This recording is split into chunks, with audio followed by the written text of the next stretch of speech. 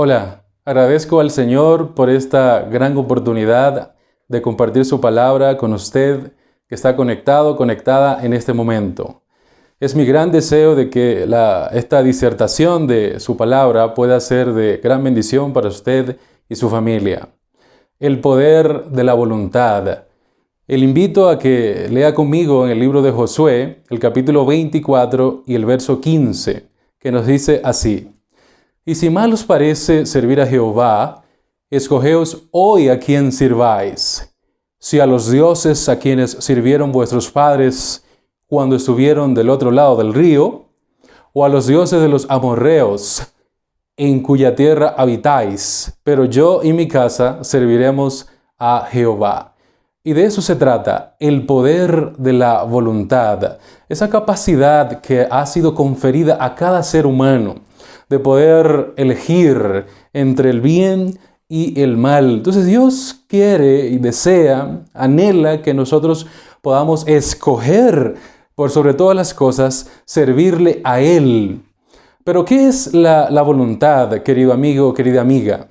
Pues la voluntad, según la Real Academia Española, es la facultad de decidir y ordenar la propia conducta. Es el libre albedrío o libre determinación. Eso es la voluntad de acuerdo a la Real Academia Española. Esa facultad o esa capacidad de decidir y ordenar la propia conducta es el libre albedrío. Pero, ¿qué es la voluntad de acuerdo al espíritu de profecía? Pues, según el libro Conducción del Niño, en la página 194, nos dice de la siguiente forma: la voluntad es el poder que gobierna en la naturaleza del hombre, colocando a todas las otras facultades bajo su dominio. La voluntad no es el gusto ni la inclinación, sino el poder de decidir que obran los hijos de los hombres para obedecer a Dios o para desobedecerle. Interesante, importantísimo que podamos, con la ayuda del Señor, comprender, asimilar esta verdad, esta definición, que la voluntad es el poder que gobierna en la naturaleza humana. Y en realidad es el único poder que tenemos nosotros como seres humanos, la capacidad de elegir, la capacidad de escoger. Ahora, esta capacidad, esta facultad de poder elegir o escoger, coloca todas las otras facultades bajo su dominio. Por eso es que es de vital importancia que nosotros podamos ejercitar la voluntad por el camino correcto, por la línea correcta establecida por Dios. Y esto solo puede ser una realidad en nosotros, el ejercitar de manera correcta la voluntad de Dios, siempre y cuando estemos unidos a Cristo. Ahora bien, la voluntad no es el gusto ni la inclinación, como nos dice ahí la palabra de Dios. No es ese gusto, no es esa inclinación que tenemos nosotros naturalmente. No, es mucho más que eso. Es más allá. Va más allá que eso, que el gusto o la inclinación. Es ese poder, repito, que nos ha sido dado por Dios para poder elegir y que obra en nosotros, que obra en los hijos de los hombres para obedecer a Dios o para desobedecer. Entonces, usted y yo elegimos obedecer a Dios o desobedecerlo. Está esencialmente y prácticamente en nuestras manos, ejercer nuestra voluntad para poder obedecer a Dios o desobedecer. Ahora, Dios nos ha dado una mente para poder pensar, pero también una voluntad para poder decidir y actuar. Y Él espera que nosotros utilicemos esta facultad, esta capacidad en pro de su honra y su gloria. ¿Cuál era la situación de Adán y Eva antes de su caída? Pues Dios creó al hombre a su imagen y semejanza, varón y hembra los creó, según Génesis capítulo 1, el verso 27. Dios creó al hombre y a la mujer conforme a su imagen y semejanza. Eso quiere decir que la pareja, Adán y Eva, llevaba la imagen de Dios en lo físico y en su carácter. El libro Hogar Cristiano, página 22, nos dice: ni una sombra intervenía entre ellos, entre Adán y Eva. Ni una sombra intervenía entre ellos y su Creador. Conocían a Dios como su Padre benéfico y en todo se conformaba su voluntad con la de Dios. ¡Qué maravilla! En toda cosa se conformaba la voluntad de Adán y Eva con la voluntad de Dios. Eran perfectos, eran felices. La tendencia, la inclinación misma dirigida, gobernada por la voluntad, estaba estrechamente unida con la voluntad de Dios. En todo se conformaba con la voluntad de Dios. El libro Camino a Cristo, página 17, nos dice: el hombre estaba dotado originalmente de facultades nobles y de un entendimiento bien equilibrado. Era perfecto y estaba en armonía con Dios. Sus pensamientos eran puros, sus designios, sus inclinaciones, ¿verdad? Estos designios eran santos. ¿Por qué? Pues su voluntad estaba perfectamente coordinada con la voluntad de Dios. Sus pensamientos eran santos, sus designios santos, sus propósitos, sus intenciones. Y por encima de todo esto estaba la voluntad santificada, una voluntad estrechamente relacionada, unida a la voluntad de Dios. Ahora, ¿por qué Dios le dio al hombre y a la mujer esta facultad? ¿Por qué Dios nos ha dado esto, ¿no? Ha puesto en nuestra naturaleza este poder de poder elegir. Pues el libro Patriarcas y Profetas, página 28, nos dice así: Dios pudo haber creado al hombre incapaz de violar su ley. Pudo haber detenido la mano de Adán para que no tocara el fruto prohibido. Pero en ese caso el hombre hubiera sido no un ente moral libre, sino un mero autómata. Sin libre albedrío, su obediencia no habría sido voluntaria, sino forzada. No habría sido posible el desarrollo de su carácter. No habría sido posible el desarrollo de su carácter. ¿Cuál es el objetivo de Dios al colocar en nosotros esta capacidad, esta facultad de poder elegir? Sencillamente es la intención de que nosotros, con su ayuda, podamos desarrollar el carácter, nuestros caracteres que puedan ser desarrollados, que podamos tener ese avance. Adán y Eva estaban en pleno desarrollo. Es decir, que ellos realmente no estaban a la estatura, al nivel al que realmente podrían haber llegado unidos a Dios. Entonces Dios permitió, Dios otorgó este libre albedrío, el poder de la voluntad, precisamente para el desarrollo de los caracteres de ellos y en nuestra situación ahora, en la caída, también. Dios no fuerza la voluntad e inclusive Dios no puede forzar la voluntad. El deseo de todas las gentes, la página 13, nos dice así: el ejercicio de la fuerza es contrario a los principios del gobierno de Dios. Él desea tan solo el servicio de amor, y el amor no puede ser exigido. No puede ser obtenido por la fuerza o la autoridad. ¿Por qué? Porque el amor se despierta únicamente por el amor. Así que el ejercicio de la fuerza es contrario a Dios. Dios realmente no podría obligarnos a nosotros. Esto sería algo totalmente contrario a su propia naturaleza, como nos dice 1 Juan 4:8, que Dios es amor. Entonces el amor no puede ser exigido. No podemos obligar absolutamente a nadie a que nos ame, porque el amor sencillamente se despierta por el amor. Así que Dios no fuerza la voluntad de nadie. La situación del hombre después del pecado cambió totalmente. Después del pecado, la voluntad del hombre se debilitó y se pervirtió.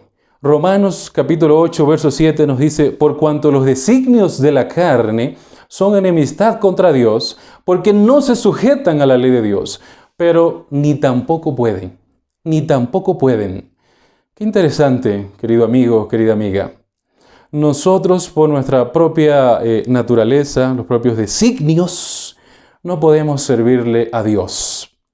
Ni tampoco queremos. Eso es lo que el apóstol Pablo nos está diciendo en Romanos capítulo 8. ¿Por qué? Porque la voluntad, después del pecado, se debilitó y se pervirtió. Esa es infelizmente nuestra situación después del pecado. El Camino a Cristo, página 17, nos dice también: por la desobediencia sus facultades se pervirtieron, las de Adán y Eva, y el egoísmo reemplazó el amor. Su naturaleza quedó tan debilitada por la transgresión que ya no pudo, por su propia fuerza, resistir el poder del mal. Qué interesante, ¿no? Porque antes de la caída, en Adán y Eva estaba la propia posibilidad de poder resistir el pecado, cualquier tentación, sin la intervención de nadie. ¿Qué poder? ¿Qué privilegio tenían ellos, otorgados por Dios? Una voluntad dirigida realmente por una mente totalmente y completamente santa. Por eso ellos tenían la facultad, tenían el poder de poder resistir cualquier tentación, ¿no? Porque estaban con esta capacidad en óptimas condiciones, unidas completamente al Espíritu de Dios. Su naturaleza quedó tan debilitada por la transgresión que ya no pudo, por su propia fuerza, como antes, resistir el poder del mal.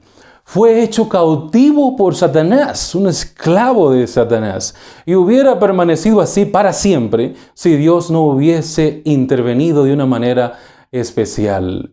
En la transgresión, Adán llegó a ser una ley para sí mismo, según Ser semejante a Jesús, página 48. En la transgresión, entonces, Adán llegó a ser una ley para sí mismo. Por la desobediencia fue puesto bajo servidumbre. Ya no armonizaba su voluntad con la voluntad de Dios. Ya no se sometía a Dios, era una ley para sí mismo. Por eso es que nosotros no debemos tener este tipo de afirmación, por ejemplo, de decir, no, a mí me parece, por encima de la palabra de Dios. Bueno, sí, eso es lo que dice la palabra de Dios, no debo hacer esto, debo hacer aquello, pero a mí me parece. Llegamos a hacer una ley para nosotros mismos. Y eso es precisamente lo que, como vemos, lo que pasó con Adán y Eva. Ellos llegaron a estar en esta terrible situación. Llegaron a ser esclavos, ¿verdad? Por la desobediencia, ellos llegaron a la situación de ser esclavos de Satanás. Su voluntad ya no armonizaba con la voluntad de Dios. Adán se había unido con las fuerzas desleales y la voluntad propia en sí misma empezó una campaña contra Dios. Ahora, por sí sola, interesante, importantísimo, por sí sola, la voluntad ahora quiere ir en contra de Dios. Pues Dios dice, no haga aquello. Y la voluntad humana, ¿qué quiere? Pues quiere complacerse, deleitarse esencialmente en eso, en lo que Dios ha prohibido para nuestro propio bienestar. La voluntad propia empezó una campaña contra Dios. Es decir, que después de la caída, Adán y Eva quedaron unidos con la voluntad ¿de quién? Con la voluntad de Satanás. Anteriormente, su voluntad santificada estaba unida a la voluntad de Dios. En todo se asemejaba a la voluntad de Dios. Pero después de la caída, repito, llegaron a la terrible situación de unir su voluntad. Su voluntad quedó unida a la voluntad de Satanás y ahora la voluntad propia en sí misma empezó una campaña contra Dios. Terrible. Juan capítulo 8 y el verso 34 nos dice, Jesús les respondió, de cierto os digo, que todo aquel que hace pecado, esclavo es del pecado. Todo aquel que comete pecado, se hace esclavo del pecado.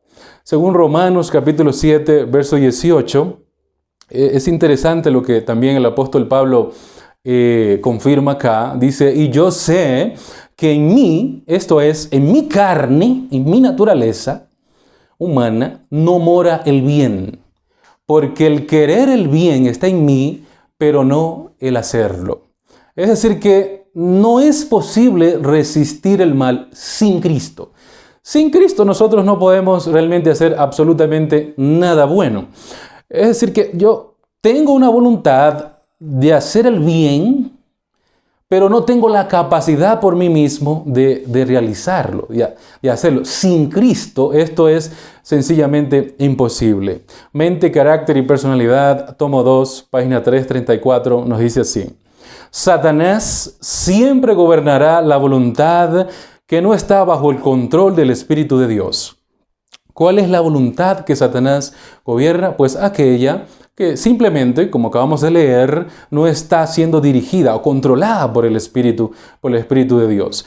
Nosotros siempre debemos de estar de cierta manera controlados por un poder. Si nosotros no estamos siendo controlados por Dios, por el Espíritu Santo, entonces nosotros infelizmente, lamentablemente, estamos siendo controlados por aquel otro poder maligno. Entonces no podemos estar neutral en esta campaña, en este conflicto cósmico. No podemos permanecer en el medio, ¿no? Aquí están las fuerzas del bien, aquí están las fuerzas del mal y yo estoy en el medio. No, necesariamente hay que decidir. Y si no decidimos directamente, entonces estamos decidiendo por omisión. Pues si no decido ser gobernado por Dios, pues por omisión estoy decidiendo ser gobernado por el poder de Satanás, por el poder del enemigo. Juan 15:5. Cristo dijo, porque separados de mí, nada podéis hacer. Separados de Cristo, como hemos venido afirmando, nada podemos hacer. La voluntad realmente no es anulada por Dios. Dios no tiene ningún interés en que la voluntad suya y la voluntad mía sea anulada, sino que el interés de Dios es que nuestra voluntad sea reorientada. Ahora bien, hay factores que debilitan la voluntad. La única parte del cuerpo que le interesa a Satanás es la mente, ¿no? Es el cerebro. Específicamente un lóbulo muy especial que tenemos nosotros. Más adelante vamos a tocar un poquito sobre eso, pero vamos a leer antes Mente, Carácter y Personalidad, tomo 2, la página 407, que nos dice así: es la mente la que adora a Dios. ¿Por qué Satanás tiene tanto interés en controlar la mente?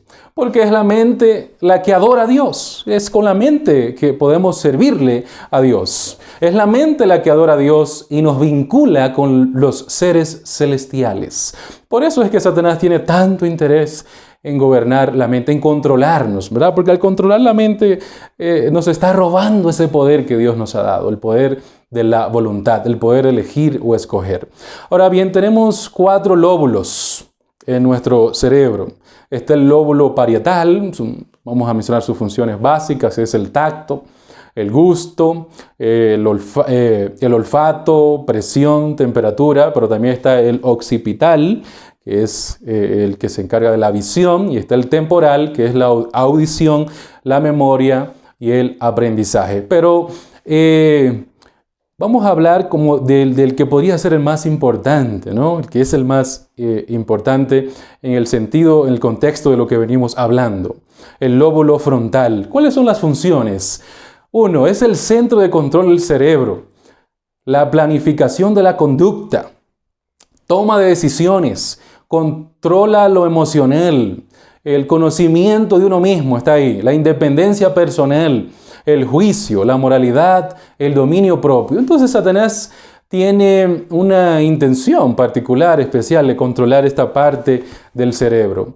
Miren, hay una experiencia muy interesante de una señora, de una hermana, la cual esta experiencia es relatada por Elena de White en el libro Testimonios para la Iglesia, el tomo 2, página 463. Esta hermanita, en su mente, pues ella se percibía a sí mismo, llegó a percibirse a sí mismo como enferma, hasta el punto de que no podía ni caminar. El esposo tenía que cargarla, llevarla acá, llevarla allá. Y Elena de White se dio cuenta de algo muy interesante, dónde realmente radicaba la enfermedad de esta mujer, o el problema de esta mujer, la limitante de esta hermanita, pues en la voluntad. Elena de White dijo ahí, en Testimonios para la Iglesia, que si en la casa hubiese un incendio, la primera probablemente que hubiese salido corriendo sería ella. Y eso que no podía, según ella, caminar. Porque ¿dónde estaba el problema? En la falta de voluntad. La hermana que no podía caminar tenía esta limitante en su propia mente, de que creía que no podía caminar. Y pues la voluntad Le faltaba fuerza de voluntad, pero un incendio, una situación apremiante, hubiese activado en ese mismo momento esta facultad. Ella hubiese decidido ejercerla y se hubiese parado y hubiese salido corriendo. Así que es muy interesante, ¿no? El lóbulo frontal, según estudios científicos, hablando un poquito más sobre esta parte del cerebro, que está acá en la frente, según estudios científicos muestran que en el lóbulo frontal tenemos la voluntad. ¿Qué tenemos en el lóbulo frontal? Según estudios científicos, la voluntad, la moral, la conciencia, la personalidad y acá donde se toman las decisiones. Es decir, acá elegimos si queremos obedecer a Dios o desobedecer a Dios. Por eso es que Satanás está tan interesado en esta parte. Y quiero traer a colación una experiencia muy interesante que tuvo un señor llamado Phineas Gage. Y esto le interesó bastante a la neurociencia, pues el 13 de septiembre de 1848, Gage dirigía un grupo de trabajo en Vermont, USA, Estados Unidos. Este grupo se encargaba de volar rocas para la construcción de la vía de un ferrocarril. Ahora, hubo un accidente y terminó con un hierro en el cerebro, ¿verdad? Un hierro incrustado que se introdujo en su ojo izquierdo y salió por esta parte, destruyendo prácticamente el lóbulo frontal, ¿no?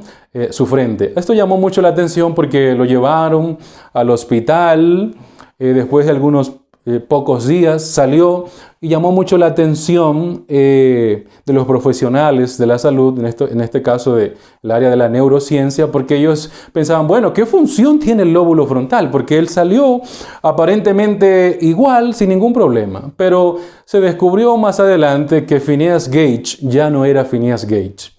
Era totalmente diferente. Antes de su accidente era una persona responsable, trabajadora, cariñosa, muy educada, con mucho tacto.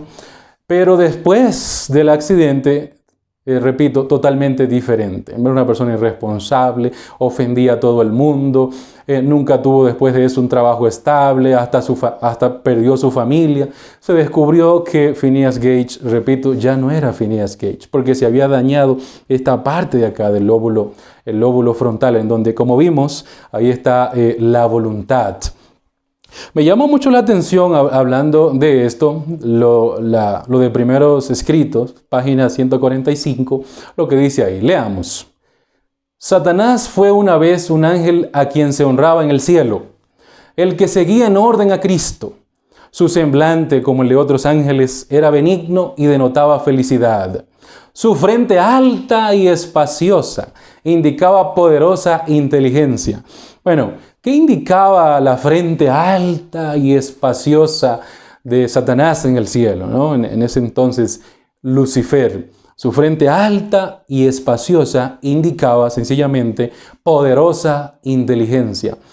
Pero más adelante, y es el punto que quiero llamar la atención en este momento, querido amigo, querida amiga, lo que dice la inspiración, el libro Primeros Escritos, página 152, dice Ellen G. White: se me mostró a Satanás tal como había sido antes, un ángel excelso y feliz. Después se me lo mostró tal como es ahora. Me fijé especialmente en aquella frente que tan noble fuera, tan noble era, comienza a inclinarse. En inglés dice, comienza a retroceder. Comienza a retroceder, ¿no? Comienza a inclinarse.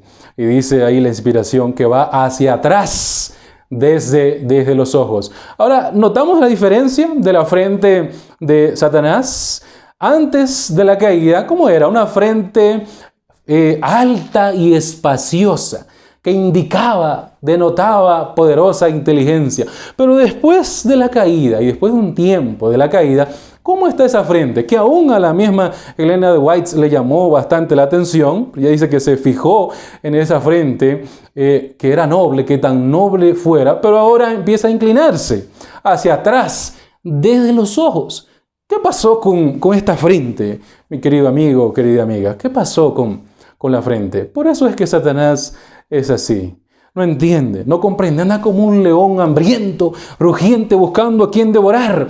No tiene esa capacidad, esa facultad de poder razonar como antes, de pensar de causa y efecto. Y sencillamente por eso está en esa infeliz y terrible situación. Proverbios capítulo 4, verso 23 nos dice: sobre toda cosa guardada, guarda tu corazón. ¿Por qué? Porque de él mana la vida.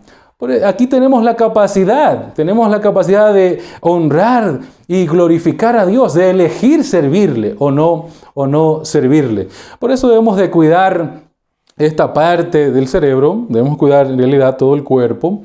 Específicamente hablando en este contexto, esta parte del cerebro, el lóbulo frontal, porque aquí está la voluntad, aquí está el poder de la voluntad, es el poder que gobierna en la naturaleza del ser humano. Debemos de cuidarla y debemos evitar, vamos a hacer un poquito de énfasis en las drogas. La inspiración dice así en Mente, Carácter y Personalidad, tomo 2, página 332. Hay quienes están usando narcóticos, drogas, y gracias a esta transigencia están formando malos hábitos que ejercen un poder dominante sobre la voluntad, los pensamientos y todo el ser. ¿Qué hacen las drogas? Sencillamente ejercer un poder sobre la voluntad, sobre los pensamientos y sobre todo el ser. Es una manera, es una táctica la cual hace uso Satanás para poder también gobernarnos a nosotros. Ahora, según la Organización Mundial de la Salud, ¿qué es droga? Nos dice así: droga es toda sustancia que introducida en un organismo vivo por cualquier vía, puede ser inhalación, ingestión intramuscular, endovenosa, es capaz de actuar sobre el sistema nervioso central, provocando una alteración física y o psicológica. La experimentación de nuevas sensaciones o la modificación de un estado psíquico, es decir, capaz de cambiar el comportamiento de la persona, alterar, en otras palabras, la voluntad, y que posee la capacidad de generar dependencia y tolerancia en sus consumidores. Mi querido amigo, amiga, no solamente estamos hablando de estas drogas bastante conocidas como la marihuana, la cocaína, anfetaminas, éxtasis, heroína, etc., sino que también hacemos referencia a otros tipos de drogas, como el café, el tabaco, el alcohol, el guaraná, el té verde, el té negro, etc. Es una cadena larga. Le invito a investigar, ¿no?, sobre estos tipos de drogas, ¿no? Toda sustancia que altere el sistema nervioso, ¿verdad? Eso es droga, según la definición de la Organización Mundial de la Salud. ¿Y qué hacen las drogas? Pues debilitar la capacidad de elegir, la capacidad de escoger. De manera que a Satanás le agrada, le gusta, le encanta esto, que nosotros debilitemos nuestro organismo y especialmente esta parte. Para tener dominio propio hay que tener fuerza de voluntad. Tenemos nuestro ejemplo perfecto, Jesucristo. El Deseo de las Gentes, página 297, nos dice que en el corazón de Cristo, donde reinaba perfecta armonía con Dios, había perfecta paz. Nunca le halagaban los aplausos, ni le deprimían las censuras o el chasco. En medio de la mayor oposición o el trato más cruel, seguía de buen ánimo. Siempre de buen ánimo. Un ejemplo de un dominio propio, absoluto, perfecto, una voluntad perfecta. Mi querido amigo, querida amiga, todo es posible en Cristo. Reflejemos a Jesús, página 285, nos dice así: con su propia fuerza el hombre no puede enseñorearse de su espíritu, pero mediante Cristo puede obtener el dominio propio. Por su fortaleza puede poner sus pensamientos y palabras en sujeción a la voluntad de Dios. La religión de Cristo pone las emociones bajo el control de la razón y disciplina la lengua.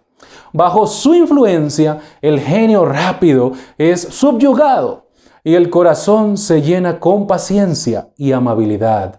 Amén. Todo es posible en Cristo. Con nuestra propia fuerza no podemos, pero con la fuerza de Cristo sí podemos. 2 Corintios 5:17 nos dice: de modo que si alguno está en Cristo, es una nueva criatura.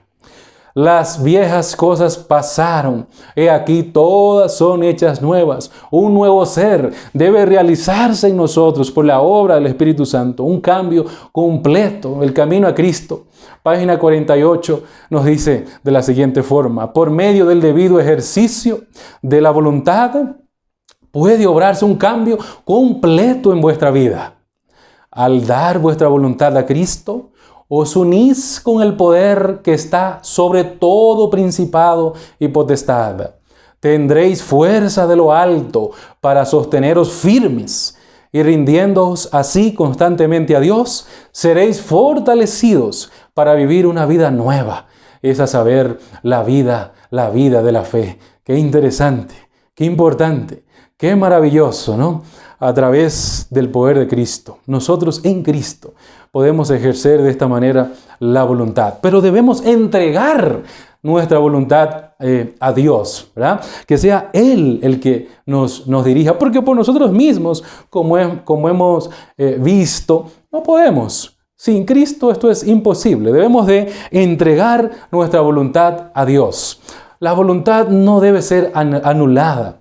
Debe ser reorientada. Ese no es el propósito de Dios, que la voluntad sea quitada, sea anulada. ¿Por qué? Porque esto nos convertiría a nosotros como en robots, como si fuésemos unos robots sin voluntad ni criterio propio. Dios no desea que se anule nuestra voluntad, dice Mente, Carácter y Personalidad, tomo 2, página 334. ¿Por qué? Porque solamente mediante su ejercicio podemos hacer lo que Dios quiere. Cuando estamos tentados, la temperancia, página 100. Miren qué nos dice ahí. Todo depende de la acción correcta de la voluntad. El desear lo bueno y lo puro es justo. Pero si no hacemos más que desear, de nada sirve. Muchos se arruinarán mientras esperan y desean vencer sus malas inclinaciones. No someten su voluntad a Dios, no escogen servirle. ¿Qué podemos nosotros hacer? Querido amigo, querida amiga, lo único que podemos hacer es someter nuestra débil voluntad a la voluntad de Dios. Y Él va a hacer esta maravillosa obra, ¿verdad? Pero debe ser una obra mancomunada, ¿verdad? Yo doy, Dios da, unidos. Es posible que esta obra maravillosa de la redención sea efectuada, realizada en nosotros. La obra de la santificación. Mediante el debido uso de la voluntad, nos dice la temperancia, también página 100, cambiará enteramente la conducta. Al someter nuestra voluntad a Cristo, nos aliamos con el poder divino. Recibimos fuerza de lo alto para mantenernos firmes. Estaréis en constante peligro hasta que comprendáis la verdadera fuerza de la voluntad. Podéis creer y prometer todas las cosas, pero vuestras promesas y vuestra fe no tienen valor hasta que hayáis puesto vuestra voluntad del lado del bien. Si peleáis la batalla de la fe con vuestra fuerza de voluntad, no hay duda que venceréis. Una voluntad unida a la voluntad de Cristo, ¿verdad? Esa es la garantía del éxito de nuestra propia salvación. ¿Cuál es tu parte, querido amigo, querida amiga? ¿Cuál es tu parte en la salvación? Lo que hemos venido recalcando, lo que hemos venido diciendo, ¿no? Tu parte es poner tu voluntad del lado de Cristo. Usted y yo necesitamos hacer esto. Colocar nuestra voluntad al lado de Cristo, al dominio de Cristo. Cuando le rindes tu voluntad, inmediatamente toma posesión de ti y obra en ti para querer y hacer según su beneplácito. Tu naturaleza es sometida al dominio de su espíritu. Aún tus pensamientos le están sujetos. Si no puedes dominar como quieres tus impulsos y emociones, puedes dominar la voluntad. Y así se obrará un cambio total, completo en tu vida. Cuando rindes tu voluntad a Cristo, tu vida se esconde con Cristo en Dios. Está aliada con el poder que está por encima de todos los principados y potestades. Tienes una fuerza de Dios que te mantiene unido a su fuerza. Y es posible para ti una nueva vida, la vida de la fe. Amén. Gloria a Dios por esto. Así es posible para nosotros mantenernos unidos a Cristo, unidos a Dios y vivir esta vida, ¿no? La vida de la fe. ¿Qué pasa cuando nuestra voluntad se une a la voluntad de Dios? Mensaje para los jóvenes, página 70, dice: cuando la voluntad del hombre coopera con la voluntad de Dios, llega a ser omnipotente. ¡Qué maravilla!